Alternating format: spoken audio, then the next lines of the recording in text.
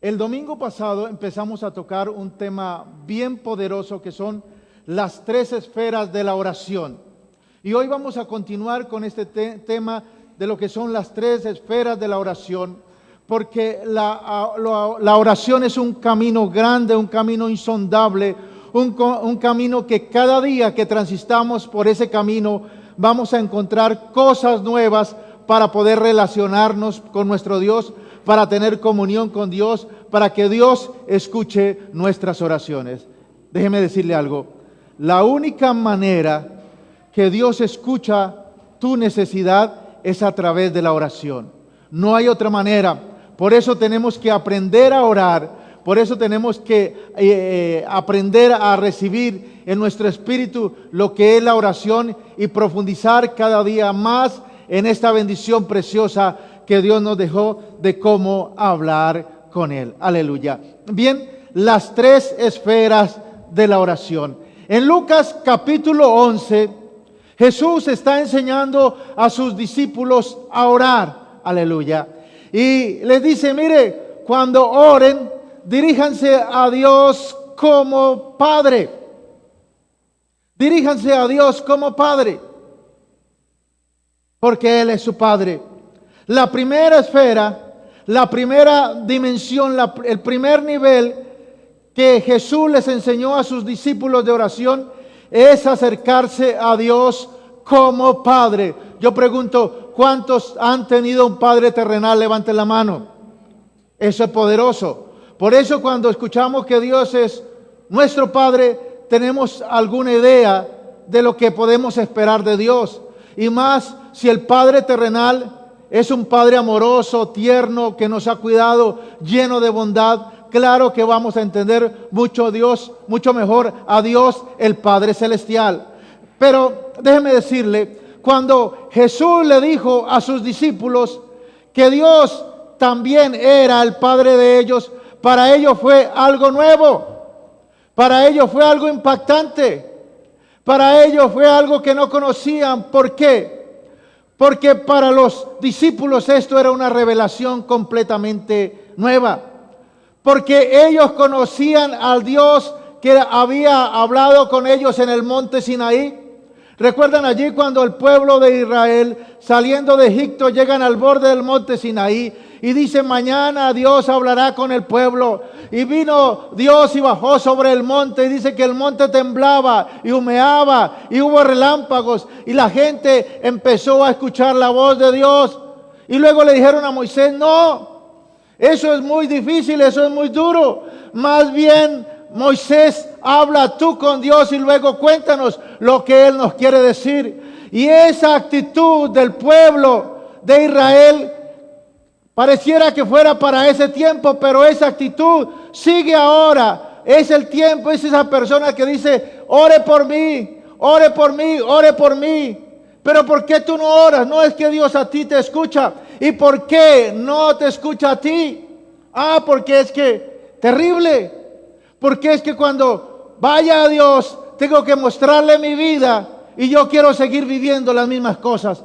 Por eso las cosas no han cambiado. Por eso la gente sigue diciendo y pidiendo oración, ore por mí, ore por mí.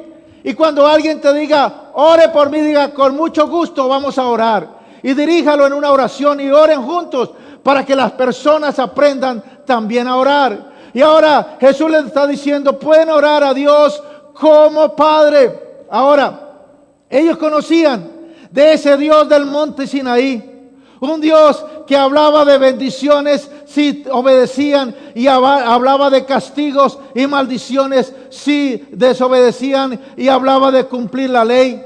Entonces, ese Dios que ellos conocían es muy diferente al Dios que ahora les está presentando Jesús. Jesús le está diciendo, Dios quiere convertirse en tu Padre. Y de la misma manera Dios te dice a ti en esta mañana, Dios quiere ser tu Padre. Dios quiere cuidarte, quiere bendecirte, quiere guiarte, quiere encaminarte. Ahora, Pablo nos dice que Dios nos dio el espíritu de adopción por el cual podemos decir, Abba, Padre. Dice, ya no tenemos espíritu de temor ni miedo, sino ahora tenemos un espíritu de confianza, un espíritu de adopción, al cual podemos acercarnos y Dios decirle con toda confianza, Padre, papá, papi, como lo quiera llamar. Es decir, hay una confianza, no hay temor, no hay miedo, porque nos acercamos a Dios como el Padre perfecto que nos ama. Por eso Dios, a través de su Espíritu, quiere revelar su naturaleza como Padre. Ahora yo le pregunto en esta mañana, ¿cuántos de los que están aquí conocen a Dios como Padre? Digan amén. Ahora yo le pregunto, ¿cuántos solamente han oído de que Dios es Padre? Digan amén. De pronto algunos dirán, yo simplemente he oído, yo no entiendo así. Yo no entiendo mucho, yo no entiendo esto como así que Dios es Padre. No lo puedo comprender. Pues mis amados, si tú quieres conocer a Dios como Padre, tienes que ver a Jesús. Porque Jesús dijo, el que me ha visto a mí, ha visto al Padre. Así que si quieren conocer la bondad y el amor del Padre, tienen que mirar a Jesús, porque Jesús vino a revelar el corazón del Padre. Tú y yo conocemos a Dios como Padre a través de la vida de Jesús. Así que la primera esfera de la oración es venir a Dios como Padre y decir, Señor, te amo porque tú me amaste primero. Aleluya. Por eso, ahí, en esta introducción en la palabra en esta mañana, inclina tu rostro y vamos a orar. Que la palabra de Dios se te revele a tu corazón. Y ese Dios que es el Dios del universo, también quiere ser el Padre de nuestras vidas. Señor, en esta mañana estamos delante de ti. Dios, te pedimos en esta hora que tu unción y tu gracia sea poderosa. Señor, que podamos recibir la palabra en nuestro espíritu por tu espíritu. Que la revelación se aclare a nuestras vidas. Que se quite toda ceguera, toda dureza de corazón, toda apatía, todo sueño, toda pereza se va en el nombre de Jesucristo. Y hay una expectativa de tu pueblo por conocer la palabra. Hay una expectativa de tu pueblo por recibir la revelación que viene de lo alto en el nombre de Jesucristo. Y esa palabra viene con limpieza, viene con liberación, viene con unción, viene con sanidad, viene con fuego ahora para tu pueblo en el nombre de Cristo Jesús. Amén y amén. Aleluya. Bien, mis amados, ahora la primera esfera que Jesús da a conocer a sus discípulos, la manera como podremos orar a Dios es a través de ir a Dios como nuestro Padre. Pero también Jesús nos dice que podemos acercarnos a Dios como amigo. Y aquí uno dice, bueno, ¿qué es la diferencia de un amigo y un padre? Algunos dicen, ¿es lo mismo? No, Señor, no es lo mismo. A un amigo verdadero se le cuenta todo. A un hijo no se le cuenta todo. ¿No es así? A un hijo no se le cuenta todo. Yo tengo mis hijos y yo los amo mucho, pero yo no les cuento todo. Pero a un amigo sí se le cuenta todo. Entonces, mis amados, una cosa es acercarse a Dios como Padre y otra cosa es acercarse a Dios como amigo. Mira lo que dice Juan capítulo 15, verso 15. Dice, ya no os llamaré siervos, está hablando Jesús, dice, porque el siervo no sabe lo que hace su Señor, pero os he llamado amigos, porque todas las cosas que oí de mi Padre os las he dado a conocer. ¿Qué hace Jesús nuestro amigo? Todas las cosas que Él sabe del Padre Celestial nos las ha dado a conocer. Ahora, lo que hace Jesús que sea nuestro amigo es que Él comparte sus secretos con nosotros. Y cuando somos amigos de Dios, Dios quiere compartir sus secretos con nosotros. Escúchalo bien. El Padre ama, el Padre corrige, el Padre instruye, el Padre cuida, pero el amigo comparte los secretos. Diga conmigo, ¿cuáles secretos? En Génesis capítulo 18, Dios toma la decisión de destruir a Sodoma y Gomorra. Y Él se pregunta, haré esto sin antes darlo a conocer a mi amigo Abraham. Destruiré a Sodoma y a Gomorra sin antes decirle a mi amigo Abraham. Y entonces Dios va y le cuenta a Abraham lo que iba a hacer. Y ahora la pregunta es, ¿para qué Dios nos cuenta a nosotros lo que va a hacer? ¿Para qué Dios nos cuenta? Mis amados, dice, haré esto sin consultar a mi amigo Abraham, pregunta Dios. Dios sintió que debía contarle a Abraham un secreto que nadie más sabía. Dios le contó con el fin de que él intercediera para traer misericordia sobre estas dos ciudades. Cuando Dios nos cuenta sus secretos, es para que trabajemos en cooperación con Él. Mis amados, esta palabra me impacta, porque en esta pandemia vimos con cuántos pocos amigos cuenta Dios en esta era. Fueron muy pocos los que recibieron la revelación de lo que iba a venir. Fueron muy pocos los que recibieron la revelación de la crisis, de la pandemia que iba a venir a la tierra. Y eso me impacta, porque eso quiere decir que son muy pocos los que son amigos de Dios y quieren ser amigos de Dios. Yo pregunto en esta mañana, ¿cuántos quieren ser amigos de Dios? ¿Cuántos quieren que Dios le cuente su secreto, lo que Él tiene en su corazón, lo que Él va a hacer? Mis amados, Abraham fue amigo de Dios. Y hoy yo quiero animarte para que anheles ser amigo de Dios. ¿Para qué Dios le contó a Abraham esta situación? Mis amados, cuando Dios nos cuenta sus secretos, es para que trabajemos en cooperación con Él. Es para que nosotros intercedamos en lo que Dios está pensando hacer. Para que en vez de que venga juicio y destrucción, venga misericordia y perdón. Porque Abraham, como amigo de Dios, él sabía que Dios es misericordioso. Abraham fue amigo de Dios. Por eso hoy Dios quiere animarte entre que tú y yo anhelemos ser amigos de Dios. Él no solo quiere ser tu padre, sino también quiere ser tu amigo, para que Él pueda contarte los secretos que hay en tu corazón. Dice Génesis capítulo 18, verso 25.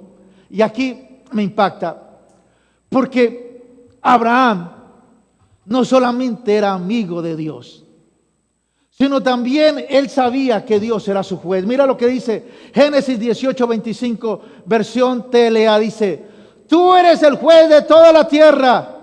Tú no puedes matar a los que hacen lo bueno, juntos con los que hacen lo malo. Tú eres un Dios justo. Además de ser amigo de Dios, además Abraham de interceder por Sodoma y Gomorra, él empieza a decir: Señor, si hay 50 justos, tú no lo destruirás. ¿Por qué? Porque tú eres juez de toda la tierra. Y tú no vas a matar al malo con el bueno, porque tú eres un Dios justo. Esto es poderoso, porque Abraham conocía las tres dimensiones de la oración. Él conocía a Dios como Padre, él conocía a Dios como amigo, y él conocía a Dios como juez, y sabía cómo hablarle como amigo, y cómo hablarle también como juez, y cómo hablarle como Padre. Porque son tres cosas muy diferentes. Ahora, en esta historia que estamos viendo aquí de Lucas capítulo 11, en este capítulo Jesús le enseña las dos esferas, las dos dimensiones a los discípulos. Le dice: mira, puedes acercarte a Dios como Padre, pero también puedes acercarte a Dios como amigo. Y luego pasan 7 capítulos en esta historia. Y en el capítulo 18... Dios espera una temporada, espera un momento como para que los discípulos asimilen, como para que los discípulos entiendan, como para lo que los discípulos, porque hay cosas que uno no entiende. Una vez yo estaba estaba en una clase de inglés.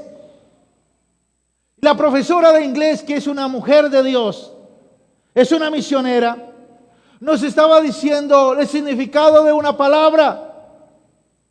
Y entonces nos dice, esta palabra significa silla, pero también significa materia fecal. Y en mi cabeza digo, yo no entiendo, yo no comprendo cómo esto significa silla, pero también puede significar materia fecal. Y me dice, depende del contexto que utilice, la frase que utilice, depende del contexto, pues significará eso. De la misma manera, hay algunos que dicen, yo no entiendo cómo padre y como amigo, como juez, eso no cabe en mi cabeza. No lo entiendo, ¿cómo? Pues depende del momento que necesites hablar con Dios. Ahí sabes cómo referirte. En este momento llego a Dios como mi Padre, pero también llego a Dios como mi amigo, pero también llego a Dios como mi juez. Y eso lo sabía Abraham. Abraham le dijo, tú eres mi amigo, eres mi padre, pero también eres juez de toda la tierra. Y tú no vas a matar los buenos junto con los malos, porque tú eres Dios justo. Eso es poderoso, porque esa revelación tiene que venirse a nuestra mente en el nombre de Jesucristo y poder entender las facetas de Dios y cómo Dios obra, porque hay cosas que no podemos entender con nuestra mente humana. Tenemos que pedir la guía del Espíritu Santo para entender la palabra, para profundizar en la palabra y para crecer en ella. Entonces, 7 capítulos después, Jesús le refiere una historia. Le refiere la historia de una viuda que fue ante un juez injusto y le clamaba, cierto, misericordia, le clamaba un veredicto a su favor. Y dice la palabra que el juez injusto dijo, esta mujer viene todos los días, día y noche, me va a colmar la paciencia. Antes de que me irrite le voy a hacer, ¿qué? Justicia. Porque no sea que haga algo malo contra ella, porque me está irritando. Y entonces Dios le dice, ¿acaso Dios no hará justicia a aquel que clama día y noche? Lo digo que Él lo hará. En esta parábola, Jesús no está diciendo que Dios es un juez injusto. No. Ni que necesitamos convencerlo o rogarle para que haga cosas para nuestra vida.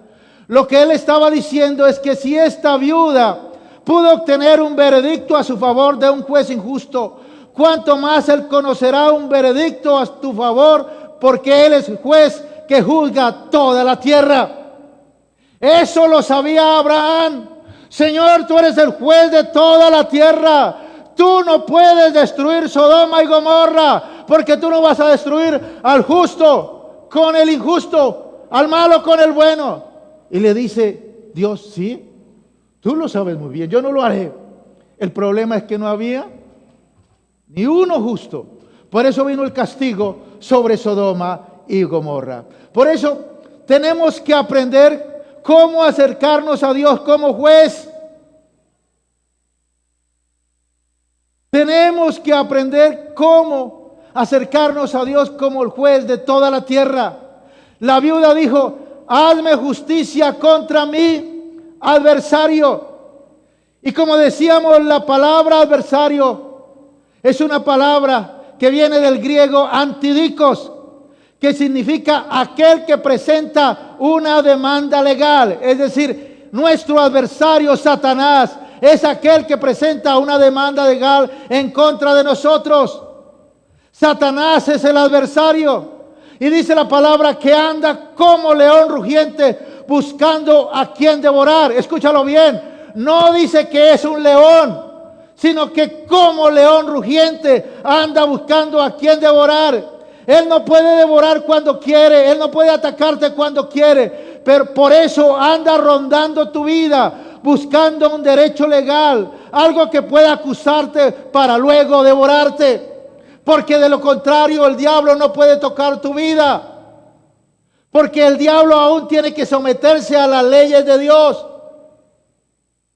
Mis amados, por eso tenemos que vivir todos los días en el perdón. Todos los días en el arrepentimiento, para que Satanás no haya ningún derecho, no haya ninguna excusa para acusarnos allí en el trono del cielo. Ahora, mis amados, si queremos responder a esa demanda, tenemos que saber cómo responder a las acusaciones en nuestra contra. Colóquese de pie por un momento, ahí, porque vamos a entrar en materia. Esto es lo grueso. Esto es lo que yo quiero que se te revele a tu vida en este día, en el nombre de Jesús. Ahí, levanta tus manos al cielo ahí. Estírate un poco, alaba al Señor también en el nombre de Jesús. No te me duermas en el nombre de Jesús. Tampoco los que están en la casa se me duerman en el nombre de Jesús. Y vamos a seguir. Pueden sentarse, mis amados. Ahora, nosotros estamos en un mundo caído, donde vemos que generalmente pedir o demandar es difícil, porque el sistema está corrupto, no las leyes. Las leyes son justas y buenas, y si se cumple sería una bendición uno abogar y colocar una demanda. Pero el sistema es corrupto, la gente es corrupta, y a veces sale más caro poner una demanda que más bien quedarse con el daño. Yo conocí a un cristiano, un hombre de Dios. Estaban matando a un hijo de él y él fue rápidamente y lo defendió. Hirió a la otra persona y fue a la cárcel a pagar cárcel a la modelo por defender a su hijo. Y eso lo vemos muy comúnmente en este tiempo. Por eso la gente dice, más bien yo no demando, más bien dejemos así, más bien que eso se quede así, porque en este mundo caído presentar una demanda a veces sale mucho más caro. Por eso dicen, es mucho mejor un mal arreglo que un buen pleito. Pero en el nombre de Jesucristo, hoy por el Espíritu, se está quitando toda venda, toda ceguera espiritual, para que entendamos que nosotros tenemos la autoridad de presentar demanda legal en contra del acusador, y que en el nombre de Jesucristo podemos ganar. ¿Por qué? Porque Jesucristo es nuestro abogado. Si tú y yo queremos responder a esa demanda que el diablo coloca allí en las cortes del cielo, tenemos que saber cómo responder a las acusaciones en nuestra contra. Tenemos que saber cómo responder. Tenemos que saber qué decir. Porque si no, de pronto vamos a perder.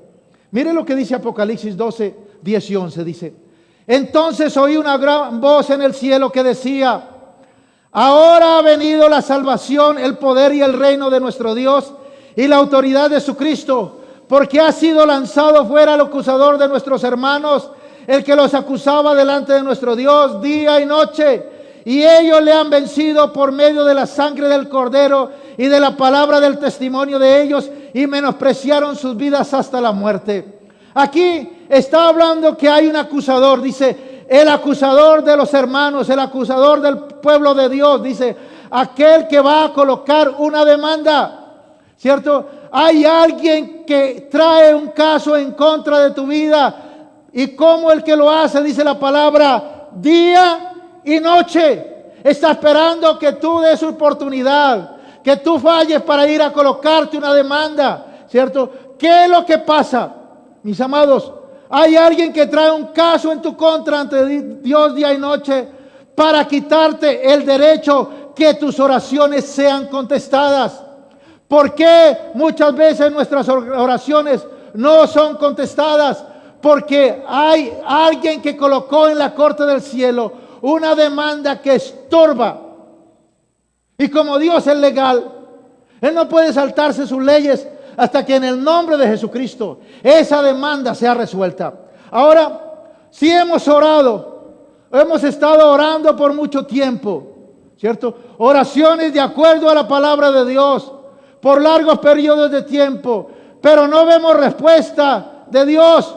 Es porque hay algo legal que está resistiendo allí en el reino espiritual. Hay una demanda en contra tuya allí en la corte celestial, ¿cierto? Que está resistiendo para que tus oraciones no sean contestadas.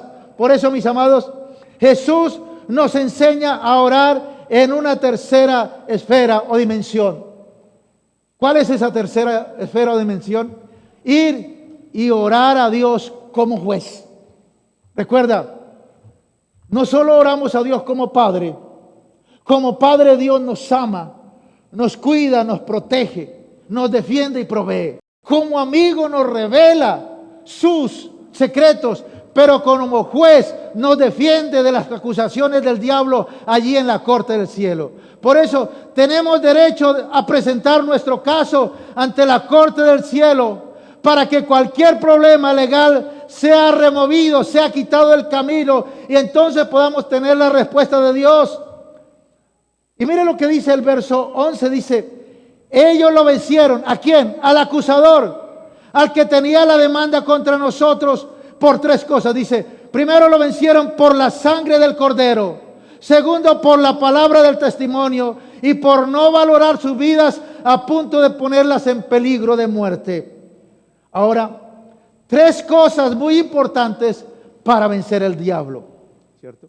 La primera está diciendo que ellos le han vencido, ¿por qué? Por la sangre del Cordero. Diga conmigo, por la sangre del Cordero. La primera manera como tú y yo vencemos la demanda legal es por la sangre del Cordero. ¿Qué quiere decir eso? Eso quiere decir que cualquier cosa que el diablo tenga en contra tuya, en contra de tus hijos, en contra de tu casa, de la familia, de la ciudad, de la nación, cualquier cosa que esté en nuestra contra, la deshacemos, la destruimos por la sangre del Cordero, porque la sangre del Cordero es poderosa en el nombre de Cristo Jesús. La sangre del Cordero es un arma poderosa. Entonces nosotros vencemos las acusaciones del diablo primero por la sangre del Cordero. Hebreos 12:14 dice, a Jesús, mediador del nuevo pacto, y a la sangre rociada que habla mejor que la de Abel. Escúchelo bien, aquí hay algo poderoso. La sangre derramada habla. La sangre de Jesucristo habla. Habló y sigue hablando. Dice aquí que habla mejor que la sangre de Abel. ¿Recuerdan? En Génesis capítulo 4, Dios muestra la historia donde viene Caín y mata a su hermano Abel. Y entonces viene Dios ante Caín y le dice, mira Caín, ¿qué has hecho? Porque la sangre de tu hermano clama a mí desde la tierra. La sangre de Abel estaba clamando, ¿y qué estaba pidiendo? Justicia. Entonces, porque la sangre de Abel estaba hablando, Dios envía o da un veredicto a Caín. Le dice, mira Caín, de aquí en adelante errante serás, fugitivo serás por la tierra y cosecharás y ararás la tierra, pero no te producirá mucho. Es decir, escasez. Caín iba a vivir siempre asando y comiendo, con lo apenas necesario como para vivir. ¿Por qué? Por el veredicto que vino a causa de la sangre de Abel que hablaba. Entonces, mis amados, hay una buena noticia. La sangre de Abel clama para justicia, pero la sangre de Jesús clama por misericordia. La Biblia dice que la sangre de Jesús está hablando mejores cosas que la sangre de Abel, porque la sangre de Jesús te da el derecho legal para que Dios te perdone, para que Dios te redima, para deshacer las obras del enemigo en contra tuya. Y eso, ¿quién lo hace? La sangre de Jesucristo derramada en la cruz del Calvario. Y esa sangre sigue hablando, esa sangre sigue ministrando, esa sangre sigue ofreciendo perdón, limpieza ahora, sanidad. Aleluya. La sangre de Jesús está viva y es profética. Y esa sangre sigue hablando a nuestro favor, diciendo, Dios tiene derecho legal de perdonarte, porque yo derramé mi sangre por ti. Ahora, mis amados, ¿cómo poder defendernos ante la acusación del diablo? Primero, por la sangre de Cristo. Segundo, dice, ellos le han vencido por la palabra del testimonio. Si tú quieres obtener un veredicto a tu favor en una corte, no solo debes deshacer el caso en tu contra, sino que también tienes que ser capaz de presentar tu propio caso a tu favor. Cuando en las películas, y creo que en la vida real ya lo hacen aquí en Colombia, cogen a una persona fugitiva, lo amarran, ¿qué le dice el policía? Todo lo que hables será usado en tu contra, es decir, pilas con lo que vas a hablar, porque eso puede venir en contra tuya. Es decir, mis amados, si tú quieres obtener un veredicto a tu favor en una corte, no solo debes deshacer el caso en tu contra, sino que también tienes que ser capaz de presentar tu propio caso a tu favor. No solamente ir a deshacer las mentiras del diablo, sino ir a afirmar las verdades de Dios en tu vida. Ahora, la palabra de tu testimonio. ¿Qué es la palabra de tu testimonio? Es cuando tú comienzas a proclamar las evidencias que hablan a tu favor. Porque no solo tenemos la sangre de Cristo para deshacer el caso del acusador, sino que también, mis amados, tenemos la palabra del testimonio y la presentamos al Señor de la corte.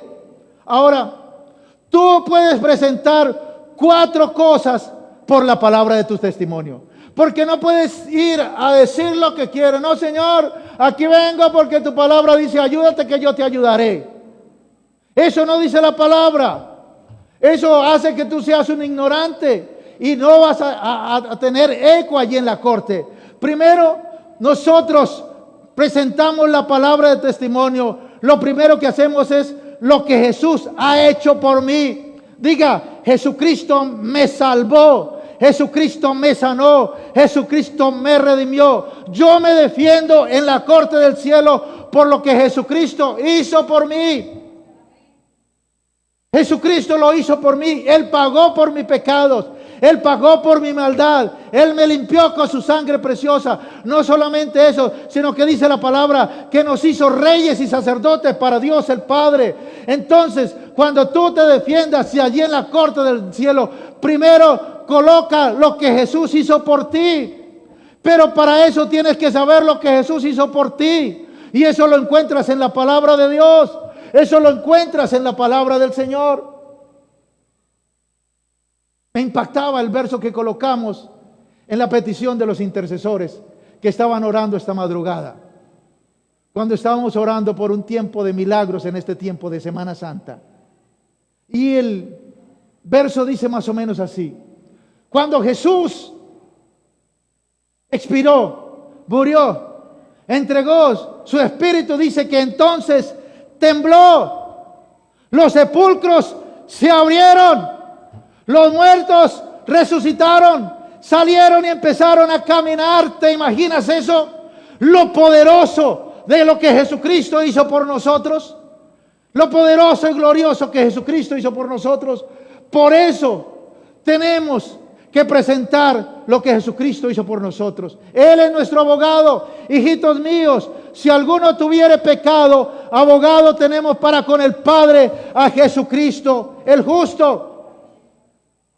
Número 2, tenemos que decirle lo que está escrito en el libro. ¿Cuál libro? No solamente en el libro de la palabra, sino como dice allí en Salmo 139, verso 16. ¿Recuerda lo que dice?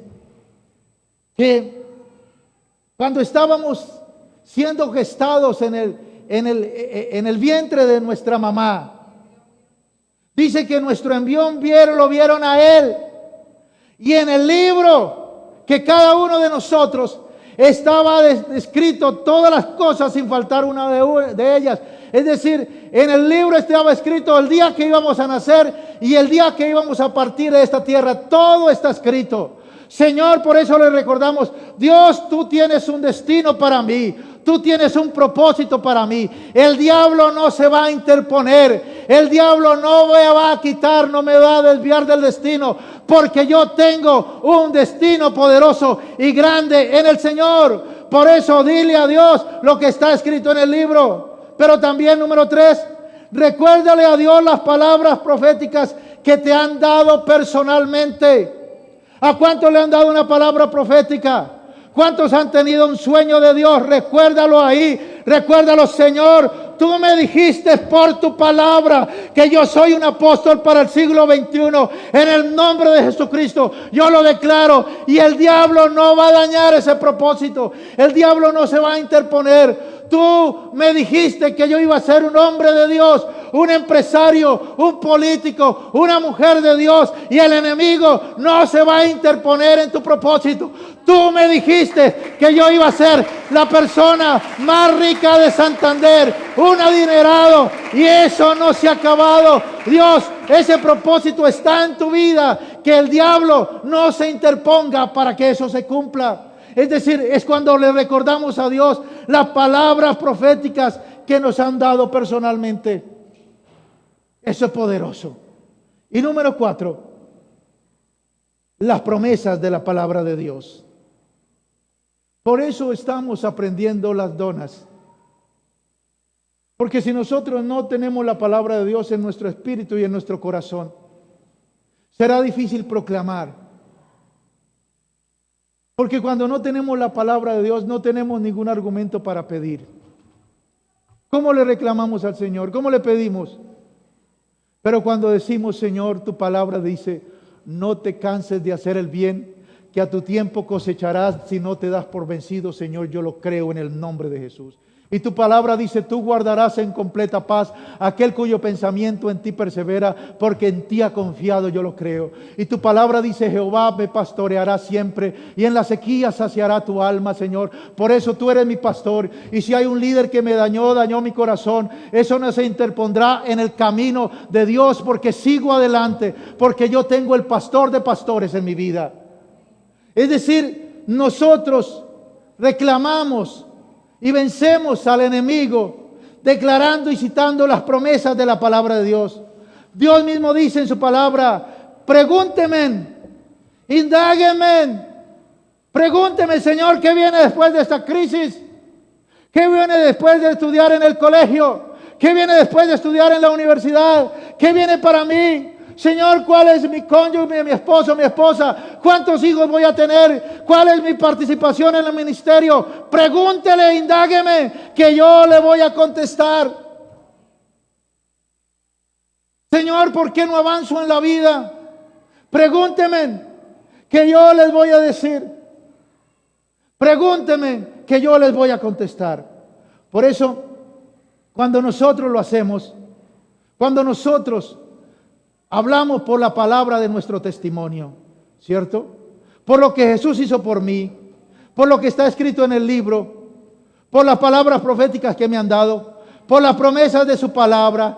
Entonces le hemos dado derecho legal a Dios, le hemos dado los argumentos para que Él dé un veredicto a nuestro favor para llegar al destino que está escrito en su palabra. Y número 3, dice, lo vencieron por poner su vida a tal punto que no lo valoraron hasta la muerte. Recuerda, 3 cosas para vencer al adversario, para vencer al acusador. Número 1, por la sangre del Cordero. Número 2, por la palabra del testimonio. Y número 3, lo vencieron por poner su vida a tal punto que no lo valoraron hasta la muerte. Yo bendigo en este tiempo a esos hombres y mujeres, esos doctores, esos enfermeros, esos médicos que trabajaban en los hospitales. Y cuando inició la crisis no sabía mucho de la crisis, pero muchos expusieron su vida, hicieron su vida por salvar otras vidas. Y yo bendigo y hacemos un reconocimiento a estos hombres, a estas mujeres, a estos enfermeros que trabajaron en los hospitales. Ellos pusieron su vida por una pasión. Fueron muy pocos los casos que yo escuché, dice, no, yo renuncié. Porque algunos dijeron, no, esto te pone muy duro, yo renuncio. Pero la mayoría estuvo firme porque había una convicción. Porque cuando tú veas un enfermero, una enfermera, admírala. Porque eso es un llamado. Eso no es porque no tenían más que hacer. Eso es un llamado de Dios. Eso es un llamado de Dios para servir. Porque a través de un enfermero o una enfermera vemos el corazón de Dios. Vemos el amor de Dios. Que llega una persona sin conocerla y lo atiende, lo viste, lo cambia, lo limpia. Se necesita algo especial en nuestro corazón para hacer algo así. Y ese es el corazón de Dios, porque así nosotros llegamos del pecado del muladar y Dios nos lavó con su sangre preciosa de su Hijo Jesucristo. Nos llevó a su seno y ahora nos ha hecho sus hijos para gloria de Dios Padre. Eso es poderoso. Entonces, mis amados, aquí el tercer punto: lo vencieron por poner su vida a tal punto que no la valoraron hasta la muerte. Fueron capaces de sacrificarse a sí mismos por el propósito del reino. Y algunos dicen, no, hasta allá tampoco, mejor que pierda la demanda.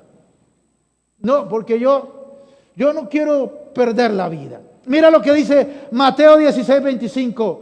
Pero todo el que quiere salvar su vida, la perderá. Y todo el que pierda su vida por causa de mí, la hallará. Mira lo que está diciendo Dios.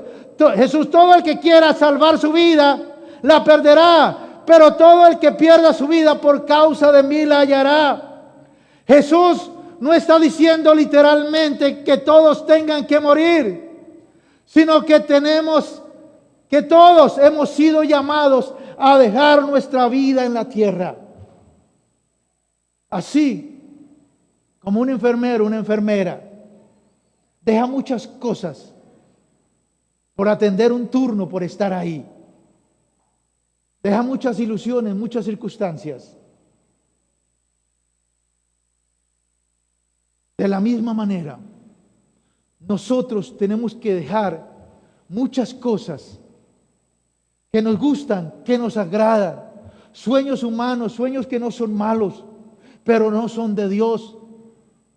Tenemos que dejar amistades que nos restan, que nos quitan, que nos sacan del propósito de Dios. Costumbres. Jesús no está diciendo literalmente que tengamos que morir, sino está diciendo que todos hemos sido llamados a dejar en esta tierra nuestros anhelos, nuestros deseos, nuestra voluntad, que no pueden ser malos, pueden ser buenos, pero no son los propósitos de Dios, no son los planes de Dios. Los deseos, anhelos, preferencias, los planes, las cosas que nos gustan que se hagan. ¿Sabe por qué? Son mejores los que Dios. Dice Isaías 55:9: como son más altos los cielos que la tierra, así son mis caminos más altos que vuestros caminos, y mis pensamientos más que vuestros pensamientos. Tú puedes tener buenas ideas, buenas cosas, buenas ideas de negocio, buenas ideas de trabajo, buenas ideas, pero Dios te dice, déjame a mí, que mis ideas son mejores que las tuyas. Tus ideas son nada para la idea grande y poderosa que yo tengo contigo. Déjame guiarte, déjame mostrarte el camino. Muere a tu deseo, muere a tu voluntad, muere tu ego, muere a tu yo, y deja que yo sea el Dios de tu vida, de tu casa, de tu familia, de tu empresa. Deja que yo gobierne tu casa y vas a ver la diferencia que será con tu vida. Mis amados, los propósitos de Dios son más grandes que mis deseos y mi vida. Por eso yo voy a dar mi vida por tu propósito, porque Dios dio su vida por mi vida. Yo voy a dar mi vida por el propósito de Dios. Por eso podemos pararnos en la corte del cielo y presentar nuestra vida a Dios, y de esa manera va a callar al acusador. Conocí en estos días una persona, o ya la conocía de algún tiempo, sino Dios me dio una palabra para esta persona. Es una persona que dejó su carrera, su ingeniería, por servir a Dios y servir a la causa de Dios. Y Dios me daba una palabra para esta persona. Y me decía, Dios no te puso que dejaras tu carrera. Dios no te puso que desecharas lo que querías tú y quería tu familia, simplemente para estar aquí, estar trabajando y arreglando cables y enchufando micrófonos. Dios te llamó para algo más grande, porque Dios tiene un llamado para ti. Dios te llama como apóstol para Guatemala, y es un joven. Y cuando yo hablaba, la cara se le iluminó. La cara empezó a brillar, una sonrisa salió de su cara, porque dijo, eso me gusta. Y tú, mi amado, no dejas las cosas humanas que son buenas, tus amigos, y vas a quedar simplemente así cruzado de brazos. Lo que Dios tiene es mucho más grande, lo que Dios tiene es mucho más poderoso. Deja que Dios guíe tu barca, deja que Dios tome el control, el timón de tu vida, y vas a ver la diferencia. Y entonces, presentando nuestra vida allí a la corte del cielo, en el nombre de Jesús, vamos a tener un veredicto a nuestro favor, porque presentamos la sangre de Cristo que deshace toda artimaña del diablo. Presentamos la palabra del testimonio, que es poderosa, que es como espada de dos filos, que penetra a partir el alma, que discierne los pensamientos y las intenciones del corazón. Y colocamos nuestra vida como testimonio, que hemos seguido a Cristo, hemos sido fieles y vamos a ser fieles hasta el final, en el nombre de Jesucristo, porque nosotros no somos de los que retroceden para perdición, sino de los que tienen fe para preservación del alma, en el nombre de Cristo Jesús. Aleluya. Por eso hoy se abren las cortes del cielo, se abren las puertas de las cortes del cielo, para que vayas con confianza y presentes la demanda ante el trono celestial, porque allí tú no vas solo, Jesucristo es nuestro abogado. Hijitos míos, si alguno hubiere pecado, abogado tenemos para con el Padre, a Jesucristo el justo. Vamos a un gana-gana, no hay ninguna muestra de que vamos a perder, porque vamos con el victorioso que vive en nosotros, en el nombre de Cristo Jesús. Por eso, mi amado, esto es poderoso, porque ¿de qué estamos hablando? Estamos hablando de cómo hablarle a Dios, de cómo llegarle al corazón, de cómo hacerle llamar la atención a Dios. La primera manera es como padre, la segunda como amigo, y la tercera es como juez.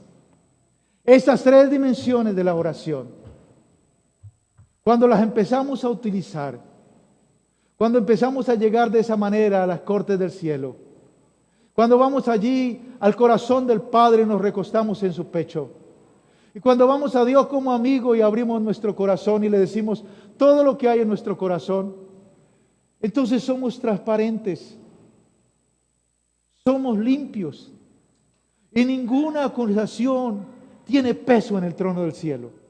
Cualquier acusación del diablo cae, porque Jesucristo es nuestro abogado. Él pagó por nosotros y Él lo sabe todo de nosotros. No hay nada escondido, no hay nada escondido, todo lo maneja Él. Algunos tienen su vida delante de Dios, pero recuerde, Dios se manifiesta en nuestra vida por áreas. El área que nosotros le entreguemos, Dios obra. Y algunos le entregan su vida, dice: Señor, mi alma te pertenece. Pero en esta área yo soy el que gobierno. Pero en esta área yo soy el que mando.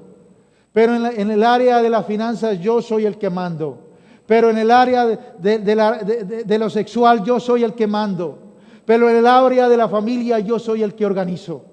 Y no dejamos que Dios sea el centro de nuestra vida. Aleluya. Poderoso Dios, poderoso Rey. Y quiero dejarles con este verso. El verso que pronunció Abraham. Génesis 18:25. Traducción, lenguaje actual. ¿Recuerda? Dios le está hablando al amigo. Dice: ¿encubriré de mi amigo Abraham lo que voy a hacer? No, de ninguna manera. Si Abraham va a ser padre de multitudes de naciones, si muchas naciones van a salir de sus lomos, ¿cómo le voy a encubrir lo que voy a hacer? Y entonces va y le cuenta. Y su amigo Abraham lo escucha. Pero él conocía el corazón de Dios. Y ahora no podía hablarle como amigo. Ay, Señor, no sea tan malo. ¿Cómo vas a hacer? Esos de Sodoma y Gomorra no son tan malos. Tendrán algo bueno. Señor, mire, espere un poquito. No, la decisión estaba dada. El juez del universo había juzgado. Y ahora Abraham tenía que acercarse a Dios como juez. Y le dice, tú eres el juez de toda la tierra. Tú no puedes matar a los que hacen lo bueno, juntos con lo que hacen lo bueno. Tú no puedes matar a los que hacen lo bueno, juntos con los que hacen lo malo. Tú eres un Dios justo. Ahí ya no le está hablando como amigo, le está hablando como juez. Porque a Dios hay que saber cómo llegarle al corazón de Dios. Y eso tiene reverencia. Una vez, una persona, un líder que amaba a Dios, pero de que descuidó a sus hijos. Y sus hijos cayeron en malos pasos a tal punto que uno llegó a la cárcel modelo. Y allí estuvo preso como 3 meses en la cárcel modelo. Y aquella persona que conocía la palabra, que conocía de Dios y sabía que Dios nos escucha, él empezó a clamar y decir, Señor, justicia, justicia para mi hijo. Y empezó a pensar, si clamo justicia, la justicia es que esté allá en el hueco, porque él que metió una falta y debe pagarla. Ay no, Señor, perdóname, perdóname, misericordia, misericordia. Aquí había una hermana que amamos, la llamamos hermana Misericordia. ¿La recuerdan? ¿Algunos la recuerdan? ¿La Misericordia? ¿Alguien la recuerda? Y la saludamos por allá en Villavicencio a la hermana Misericordia. Y tenemos que clamar al Señor porque hay una revelación. Porque a veces tenemos que clamar a Dios es misericordia. Cuando la falta se hizo, cuando la falta se cometió. Por eso tenemos que saber cómo llegarle al corazón de Dios. Ahí está el secreto de la oración. Ahí está el secreto en que la oración sea diferente, sea cambiante. Ahí está el secreto en que la oración llegue al trono de la gracia y Dios pueda contestarnos sin ninguna intervención.